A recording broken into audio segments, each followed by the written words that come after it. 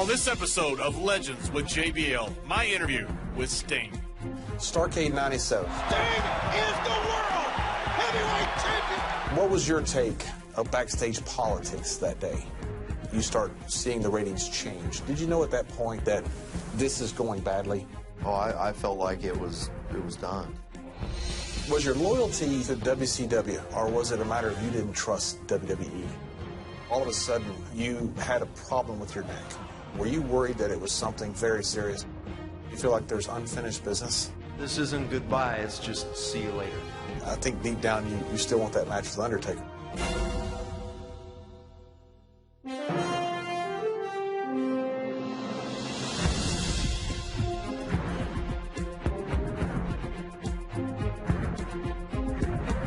One word, icon.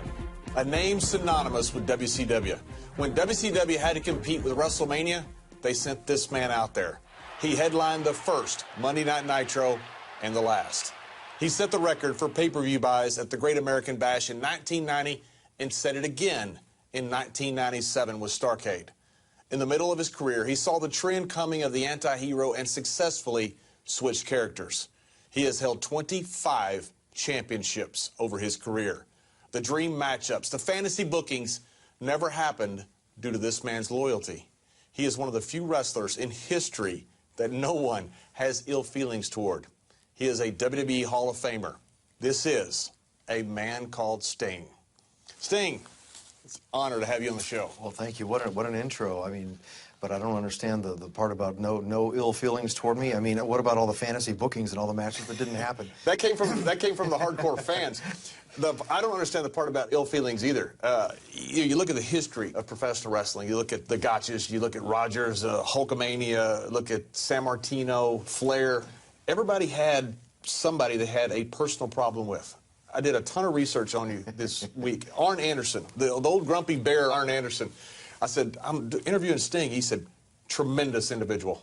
That's all he said. Didn't tell me anything about your career. And man, I get that from everybody. Did you go out of your way? Was it a cognitive thought for you to treat people well, or is it just something that was inherent? Because the only person I know like it is The Undertaker, where no one has anything bad to say about him. Was this a cognitive thought on your part that you actually are going out of your way to treat people well, or was just something inherent in you that people liked you and don't have anything bad to say about you? Because it's a remarkable accomplishment. Yeah, it must be just something that's already in me. Of course, everybody, you know, I want to treat everybody the way I would like to be treated. And one thing that I learned really early on is you never know who you might be working for.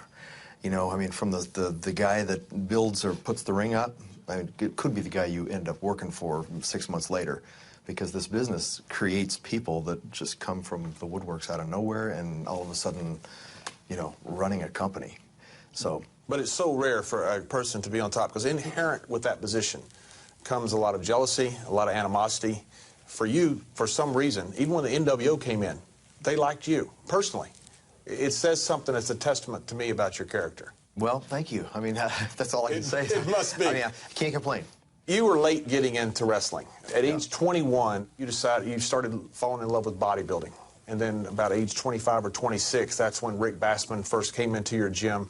And Ultimate Warrior, Jim Hellwig, was there. Right. And that's when you first decided and went out to L.A. and saw the show. Was that one of the first wrestling matches that you had ever seen? Yeah. I mean, I grew up in an area in Southern California, Santa Clarita. We didn't have pro wrestling on TV. So fast forward years later, when Rick Bassman comes into the gym that I co-owned at the time, this big guy with, you know, blonde hair would walk in and work out in the whole gym and go, you know, who is it? Who is that? That's Hulk Hogan. And I'd heard the name Hulk Hogan, but didn't know who he was or what it was all about. And they said, it's the guy from the Rocky movie. Rick Bassman comes in, and he's trying to break in with some guys, and he hits on me and says, what about you? Because he couldn't get that fourth guy. And so I ended up going to the sports arena in Los Angeles. Jim Hellwig was there. And there were two other guys that went with us that they just never did anything.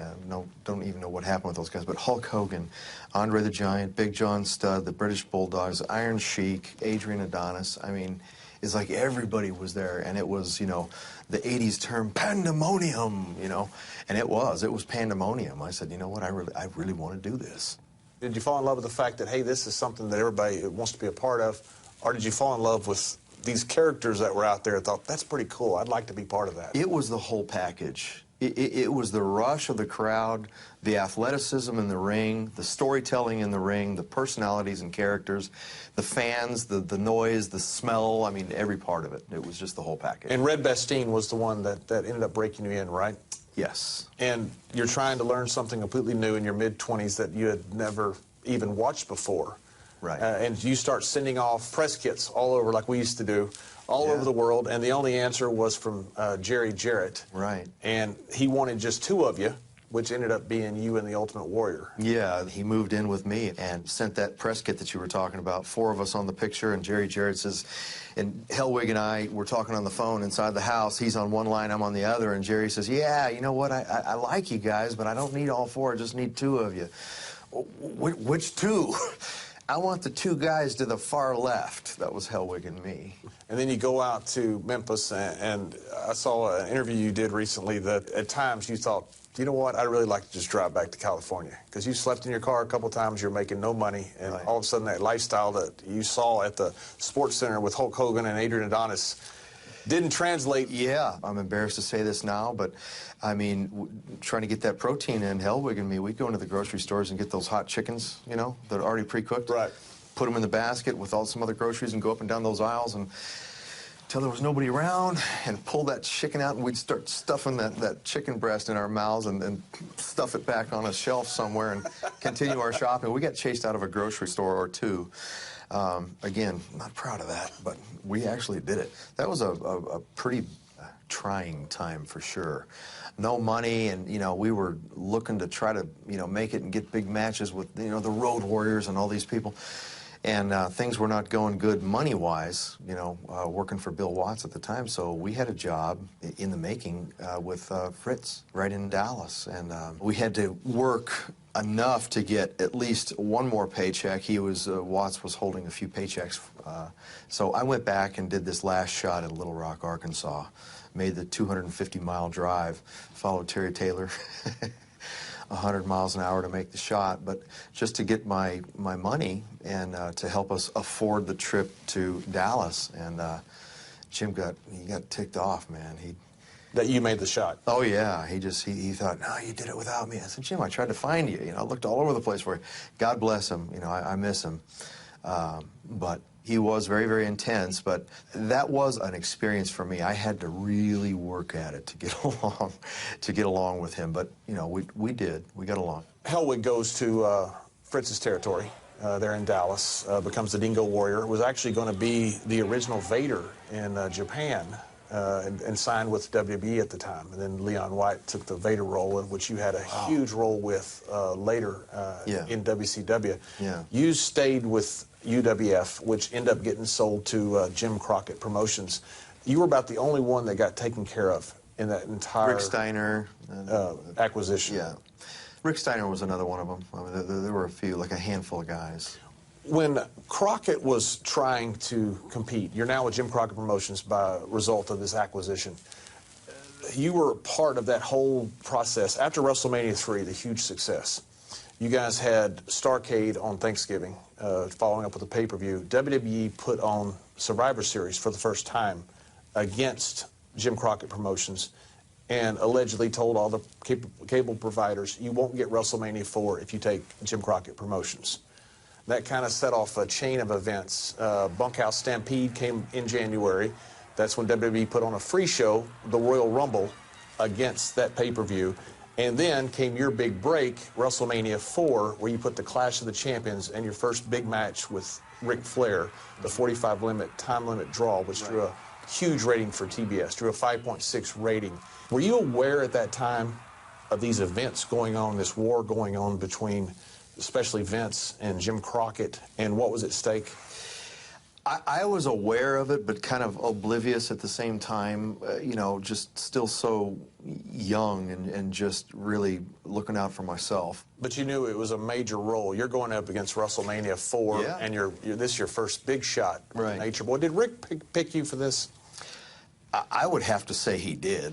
I mean, I can't I can't say for sure, but I would have to say that he did, because, you know, we did that little storyline in Raleigh, North Carolina, you know, where JJ, his manager, throws a Ric Flair Day. They're all in their tuxes and celebrating Ric Flair, and here comes this young Sting, and JJ gets involved, and he throws the champagne in my face, and the big fight and the big war, and that thing worked. I mean, and I think Rick saw, you know, I think he saw dollar signs at the time. He said, man, I think I can do something with this kid. And it ended up being correct, of course. Going from Jim Crockett Promotions, then it gets bought out by Ted Turner. Right. You're seeing the demise of the territorial system. The AWA at the same time was folding underneath Vern Gagne. Was there ever any thought of, you know, I think I'd like to go to New York during that time? Or were you just, you were getting such a push in WCW that you thought, hey, this is my home? Was that the thought? Yeah, I mean, I did talk to Vince, you know, way back when. During that time? Yeah, I did, and I had thoughts of it for sure, because I was watching everybody leave and everybody go, and pretty soon I was like the only one left. But every time, WCW would always, the heads who are, you know, changed over the years, from Jim Herd to all these different people. Anyway, I would work out a deal that was good for me financially, and so they took care of me. And it was always one of those, oh, we see no precedent for this kind of money. That, well, you know, I'm ready to leave, and I'll take my chances up in New York if, you know, if I have to. And they always gave me what I wanted, and could kind of dictate my schedule to some degree, even way back when. So that was good too, because I wanted to get back home, you know, to the family. Right. Kevin Nash said about you some very complimentary things, but one thing he said about you that seems to ring true, it's like a major league pitcher making it to the Hall of Fame, not being able to throw a fastball, being at WCW without the merchandise and the marketing machine behind you. You mentioned one time going to a NAPD convention and showing up, and the WWE guys were treated like royalty, and here you are, everything. You really are the franchise for WCW, and you're treated like a second-class citizen. I'm telling you, man, that trip to the NAPD convention was unreal. They sent a kid I was living in Dallas, Texas at the time. It was right in Dallas, and they sent this, it was a kid. I mean, a kid, like a 17-year-old kid, in a little subcompact car of some kind. So we go down to the hotel, the convention center, and I go up to my room. They got a room at least for me, get all painted up, neon colors, blonde flat top haircut and the jacket and all this. And this kid, again, okay, he's driving me through this, and he's going to go in the front. And I said, wait. There's got to be a way in the back. There's got to be an athlete's entrance, a place where the stars are supposed to go. And I don't know where to go. So I'm directing him. We go around this building. They're like, who are you? You know. Finally, I end up on these escalators about 3 stories high, going like this, and all the suits and ties and, you know, fans and people. And here I am with my bag over my shoulder, painted face, neon this and that, and we're going up this escalator like this. And as I go up this escalator, the noise is getting louder. I can hear Mean Gene Okerlund's voice. You're gonna see Coco Beware. You're gonna see Hulk Hogan like you've never seen him before. You're gonna see live wrestling matches. And I come up this escalator going, oh, no. And I round the corner, and the little girl named Heidi, who was WCW's PR person that I was supposed to meet, she says, hey, Sting. And she takes me to the WCW, whatever you want to call it. And there was a little podium there with a piece of paper like this that somebody pencil drew a picture of a scorpion that said Stinger, with a TV in the background that they were going to stick a tape in and watch, you know, WCW tapes. And right over here, you can see a ring and all these wrestling superstars and a gigantic, and Mean Gene Okerlund still in the ring. And I went, Heidi, I can't do this. This is an embarrassment. And I walked out. Did a lot of guys in WCW feel the same way? I mean, there you were, you headlined more pay-per-views than anybody in WCW, appeared in more than anybody in WCW. You beat WWE for 84 weeks at one point. You were equal competition. But the whole presentation was so different between WWE and WCW outside of television. Did that bother a lot of guys there? Oh, yeah, absolutely. I mean, we knew we were second-class citizens. I mean, you have no idea how many times, even in the heyday of WCW, when we were kicking butt in the ratings, and we were now #1. Even in those days, I would do different interviews, and always so embarrassing. Ladies and gentlemen, we have WWE superstar Sting with us today. So Sting, tell us about, I would just go along with the interview. I would just do it, but it's like, wow. During that time, after Bill Watts, apparently morale was at a low there. Business was bad in WWE and WCW. Eric Bischoff came in and became the #1 guy. And by Eric's own admission, he was a third-string announcer, and all of a sudden now he's the boss. That's what I mean about earlier, about you never know who you might be working for. Good example. Well, what do the guys think? I mean, here's this announcer who's not even on the main shows, and all of a sudden now he's running the company. Right. Did people think, what in the world are they thinking? Yeah, I think a lot of people thought that, but we had already seen a number of people, Ted Turner's buddy, who ended up running the company, or an ex-Pizza Hut CEO guy who knew nothing about wrestling. And so for us, it was like, okay, well, now they've really hit rock bottom because they took a third-rate, third-string, announcer, and he's running the company now? So, yeah, I mean, it did hit us, but it wasn't like a major shock because we'd already been through so much. You just high turnover. Crazy things were happening Yeah. all around you. Yeah. With the first Nitro, you headlined the first Nitro and the last Nitro, both with Ric Flair. But one of the biggest things that happened was something that Bischoff didn't really want, and that was your friend Lex Luger came in. You mentioned it to Eric. Eric did not really want Luger at the time. I hired Lex as a courtesy to Sting, who I had a lot of respect for. I didn't have any respect for Lex at that time. Was not excited at all to work with him. I didn't look at him as a big asset or a WWE star that I didn't look at him that way. But it turned out being one of the best things he did because it brought in a WWE guy out of the blue that people still thought was a WWE guy onto your show. Yeah, maybe, and that's probably true, that Eric maybe had some reservations about Lex because he did have a reputation. But man, I thought, wow, I mean, to get him back, he had already built such a huge foundation with WCW already. It was already there. It's our turnkey deal. And so I thought it would be just a win-win for everybody, and it was. I just got to ask you, Starrcade 97, there was a lot of backstage politics that day. What was your take of what was going on backstage? I've talked to Eric Bischoff.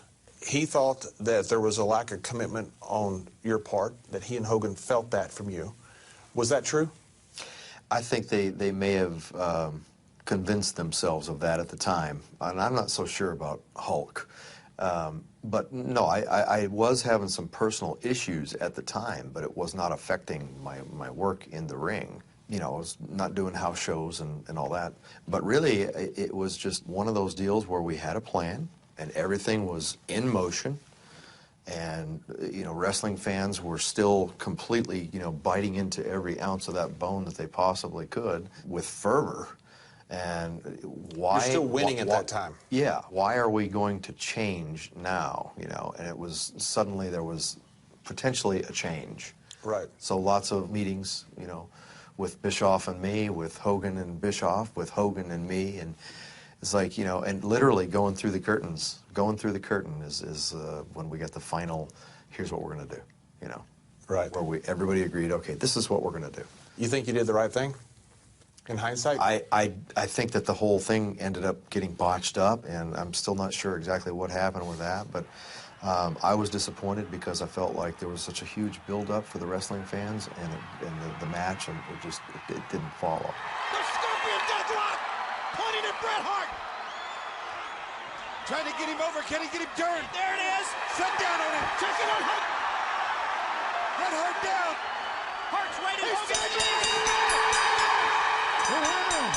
A new heavyweight champion of the world! Sting! Baby! The crowning jewel for WCW! The crowd seemed to react really, really well, but I could tell it wasn't the same. And then after that, you had Mike Tyson coming along for WWE, WrestleMania, and you start seeing the ratings change. Did you know at that point that Time Warner acquisition had a big part of it, too? Eric had a lot of handcuffs put on him by being all of a sudden as part of a corporation instead of just working for Ted Turner. So there were a lot of things that were going on, external factors as well. Did you see at that point, a couple years later, when WWE starts winning, that this is going badly and this probably won't end well? Did you feel that? Yeah. Oh, I felt like it was done. I mean, if you have an opportunity to grab it and take it, you better hold on to it. If you don't, chances are you're never going to get it back again. How could we come back? How could we do it again? You know, the unity that we had seemed to be gone, and now you had factions and groups here and groups there, and and the guys were kind of, man, all in their own worlds, and we just separated. And if you could put it in a nutshell, what went so wrong at that point? You guys had the world by the tail at one point. And then, I mean, it's almost Shakespearean. You guys went from being the #1 show. There's never been anything like this, by the way. There's never been a live television show go up against another live television show for competition. As far as the same genre, NFL doesn't put 2 games on at the same time from competing companies. They do. Yeah. They do from different markets and things like that. But if you could pinpoint it, what do you think went wrong? It's a combination of what went wrong and what we had to compete against, because our hands were tied as well. We couldn't put out what you guys were putting out. We were a family-owned TV station, Ted Turner, family-oriented station. Right. So we could not push the envelope like you guys were pushing the envelope. What's up with those girls anyway, huh? We got to a place where we couldn't compete with what was being aired. And then at the same time, you had this disunity, this, everybody out for themselves, and, things just changed. And at that time, you had a huge change in your life. We all had our demons, at some point. And all of a sudden, you accept Christ into your life. And at that point, your lifestyle changed completely. That transition, did you have a problem that you thought maybe you would have been better off, say, in rehab? Was it had it gotten that bad, or was it just a matter of now you just, you know what, now my life's priorities are different? Yeah. No, it was August of 1998, and being on the road and, working every day and being a human Super Bowl and the stress of it being pulled in so many different directions, and man, it took its toll. And so I should have gone to rehab, but for me, I just, you mentioned Jesus Christ. I gave my life to Jesus Christ, and didn't go to a 12-step program. It was a 1-step Jesus Christ, and everything changed from that day in August forward.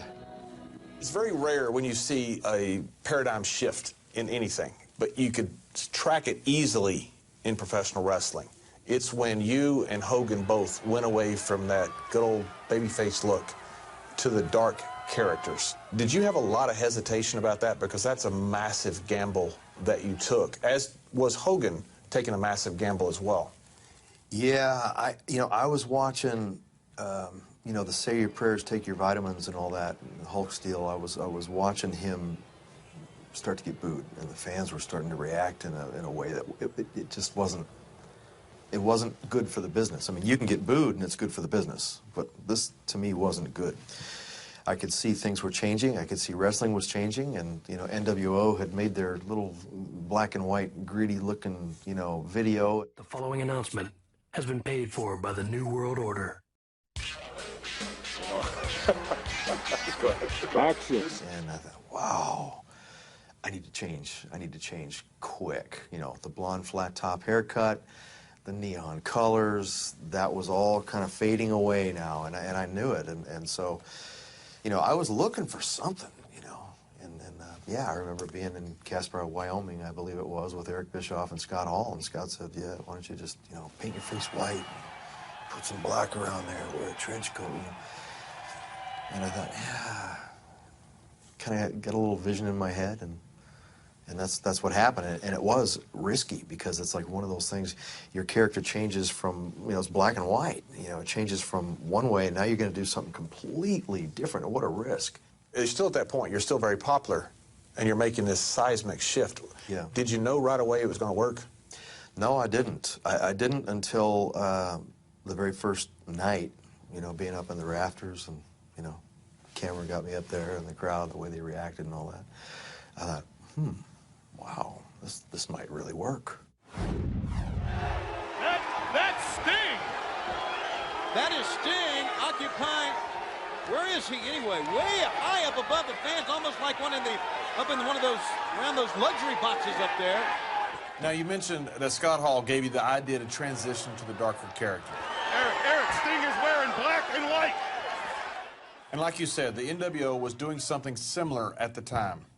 The rumor was that you were scheduled to be the third member. You talked to Eric Bischoff or Kevin Nash, they mentioned that you originally were that guy.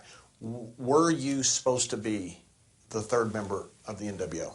Yeah, this question comes up all the time, and I'll say uncle. Okay, maybe I did, maybe I was penciled in, but you know, some of this stuff I am forgetting. Some of it is turning into a blur. So I've done interviews where Eric is adamant about it. Okay, uncle, it happened. I just don't remember. You were in the midst of changing your character. Would you have done it? Yeah, I would have. I mean, if done right, yeah. Right.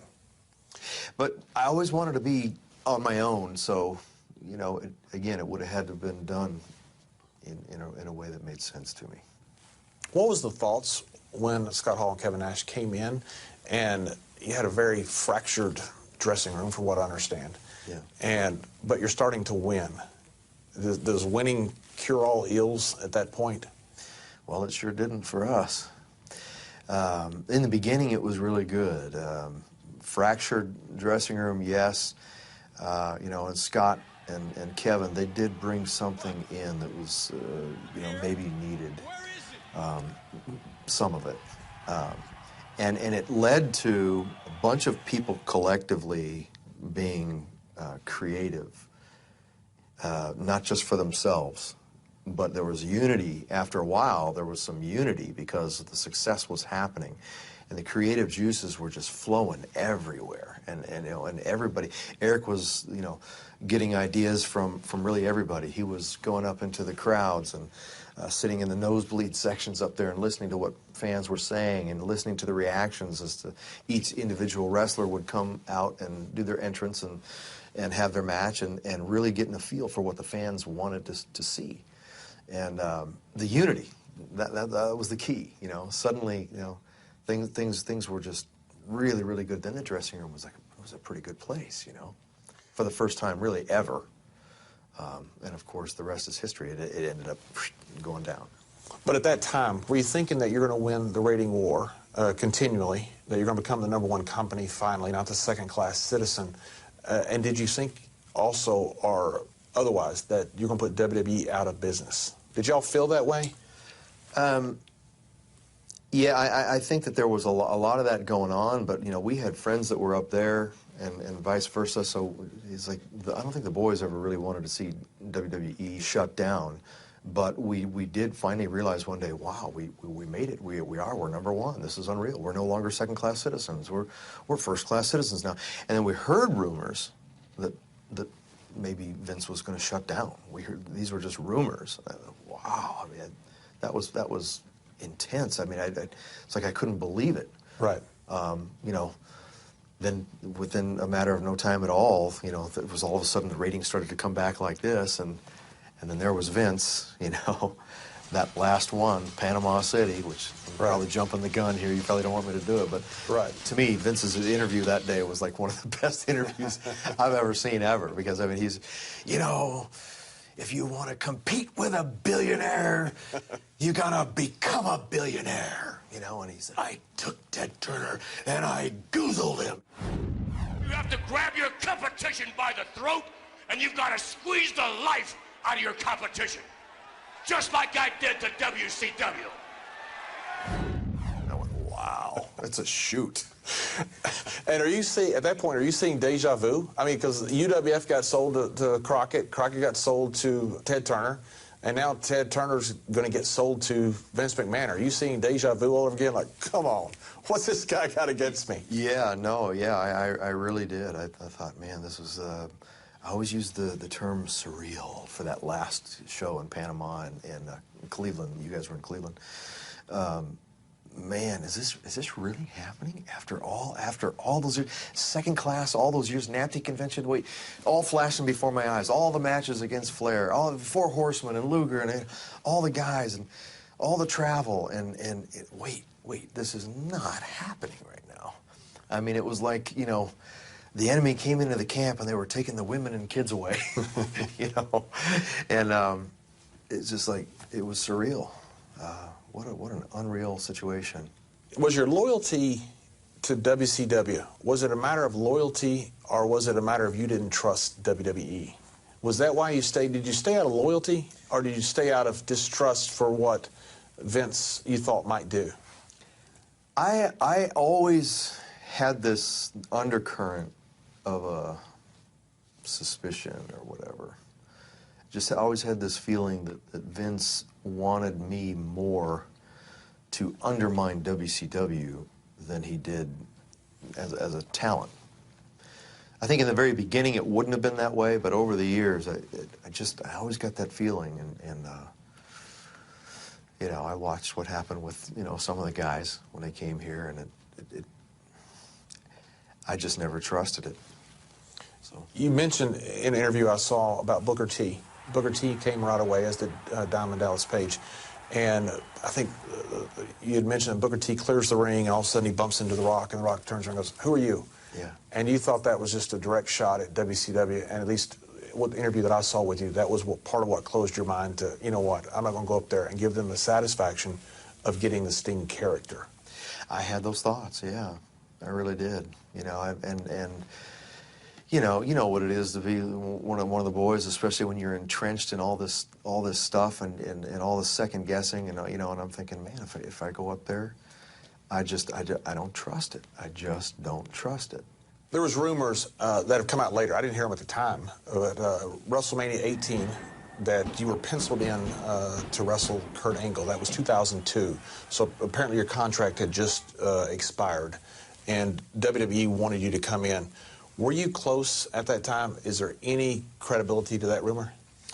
Yeah, no, I remember talking with Vince around that time, and it seemed like, you know, with Vince on the phone with me, everything's great, but his attorney or WWE attorneys and my attorney, and now all of a sudden there's trouble, and I think, you know, bottom line is I think that at the time Vince wanted more of a commitment out of me than I was willing to give.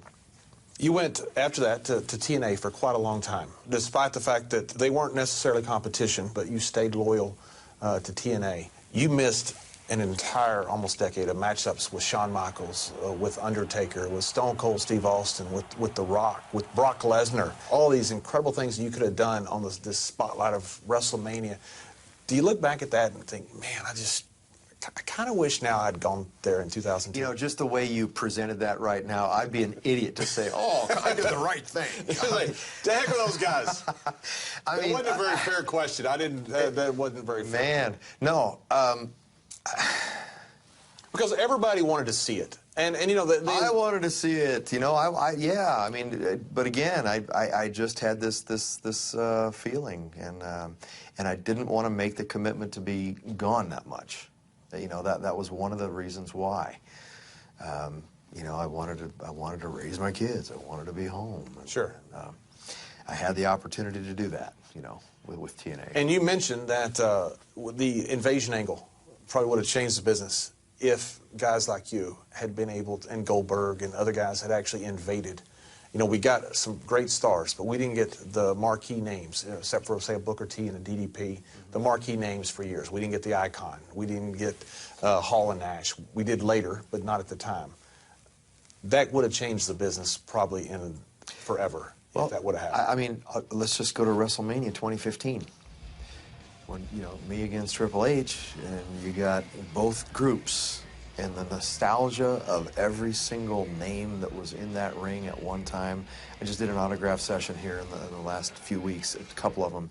There's so many pictures of that shot of all of us in the ring together at the same time. What an incredible moment. Yeah, but I mean, see, it's something that fans, I mean, they tell me constantly, I never believed ever that I would see that, you know? It was like the ultimate for them, you know, so. And then you have the championship match with Seth Rollins. It looked like, you know, the fans were chanting, "You still got it." And you do, because I was sitting there calling the match. And then all of a sudden, something happened. And it scared me and Michael Cole to death. We thought something had happened because we knew that there was some type of mechanical problem with your body. Something wasn't working. We thought maybe it had an aneurysm, a stroke, something in your spine. We didn't know. Sting is spent. Absolutely spent. He might be hurt. He ducked under that clothesline, but then he just collapsed. And the official going to call for the ringside doctor. What happened in that match where all of a sudden you had a problem with your neck? It was on Seth's buckle bump, you know, which is a standard, real easy thing to do. And not his fault, my fault all the way, but the first time it whiplashed my neck back really bad, and I had shocks going down to my fingertips on both sides. If you watch, you can see me, you know, trying to shake it out of my hands. I was fine, and I'd had stingers like that before, but this one was pretty radical. And he hoisted me up for the second one and you know, clicked my head in and said, "Come on now, this is easy." And the same thing happened. I have no idea why or how, but you know, my head whiplashed back again, and this time it was my legs began to feel kind of like they weren't there, like rubber. And so I didn't have control over them anymore. Like the strength was just gone.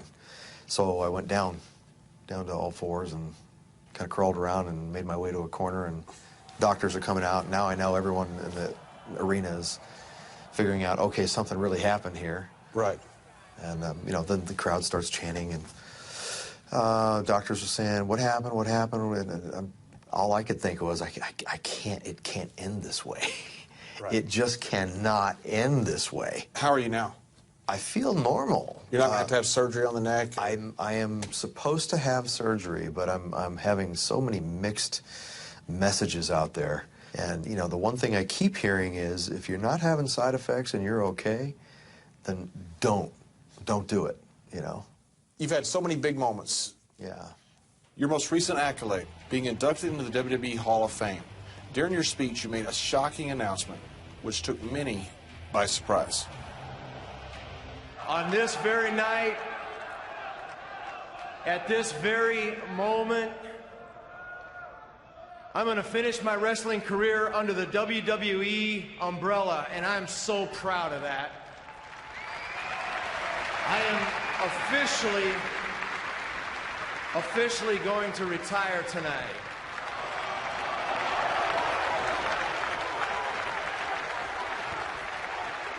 This isn't goodbye, it's just see you later.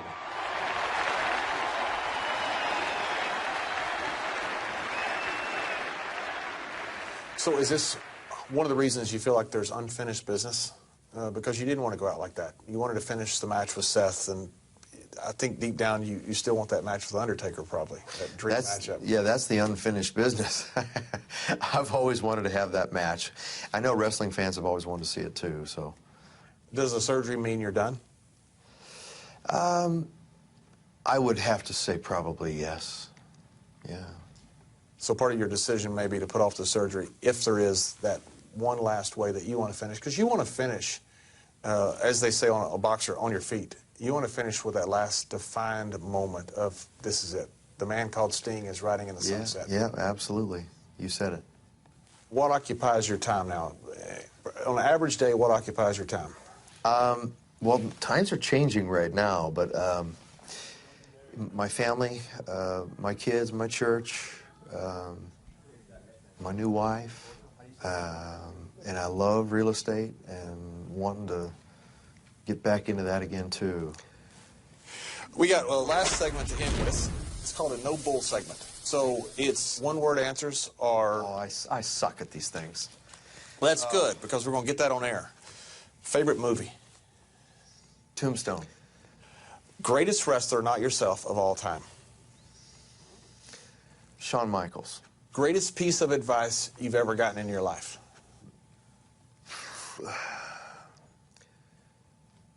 Submit to God in heaven above. Favorite opponent of all time? Ric Flair. What you feel was your greatest accomplishment?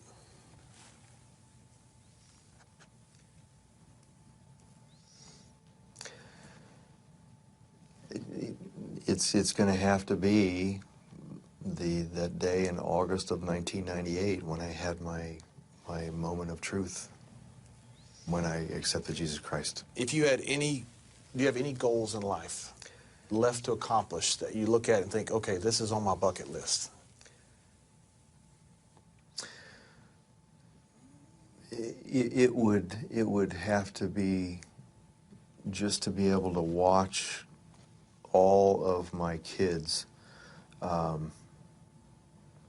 be happily married and equally yoked with their spouse and walking with God. How do you want to be remembered? I want to be remembered as the wrestler who really, really worked hard to entertain and had a good, strong work ethic and thought about others before himself, and one who loved God. I don't know you well, but doing this interview, I've learned you really are the good guy that everybody says that you are, which to me is a remarkable accomplishment. Thank you very much for coming on the show. My pleasure. My pleasure. This season on Legends with JBL.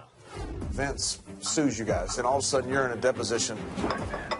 You knew Vince was going to see it, so it was almost like a performance. You're homeless. So you go from being his champion to everything is falling apart. At 8 years old, you're told, get out of your house. The Nazis have rolled in. Naturally, we panicked. A tape comes out about the guy you worked with for so many years, Hulk Hogan. Right. Is Hulk Hogan a racist? What did you think about some of the champions that just followed you? I was never a fan of Hogan. I was never impressed with his quality of performance in the ring. A match that you have with Bruno in the garden, you break Bruno's neck. Looks could have killed. I would have been dead. A lot of wrestlers, they were drinking the Kool-Aid and saying I was a piece of crap. A list of names? You want a name? Yes. I'm going to give you this name.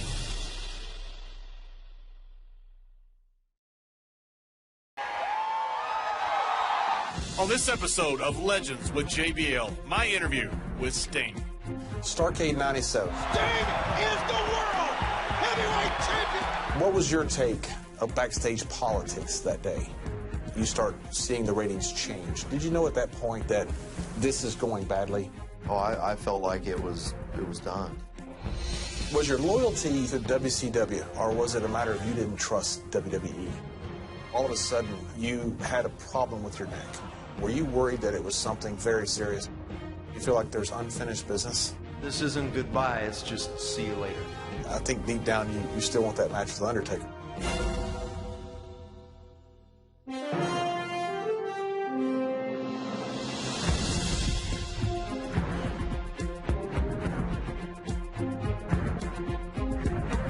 One word, icon. A name synonymous with WCW. When WCW had to compete with WrestleMania, they sent this man out there. He headlined the first Monday Night Nitro and the last. He set the record for pay-per-view buys at the Great American Bash in 1990 and set it again in 1997 with Starrcade. In the middle of his career, he saw the trend coming of the anti-hero and successfully switched characters. He has held 25 championships over his career. The dream matchups, the fantasy bookings never happened due to this man's loyalty. He is one of the few wrestlers in history that no one has ill feelings toward. He is a WWE Hall of Famer. This is a man called Sting. Sting, It's an honor to have you on the show. Well, thank you. What an intro. I mean, but I don't understand the part about no ill feelings toward me. I mean, what about all the fantasy bookings and all the matches that didn't happen? That came from the hardcore fans. I don't understand the part about ill feelings either. You look at the history of professional wrestling. You look at the gotchas. You look at Rogers, Hulkamania. Look at San Martino, Flair. Everybody had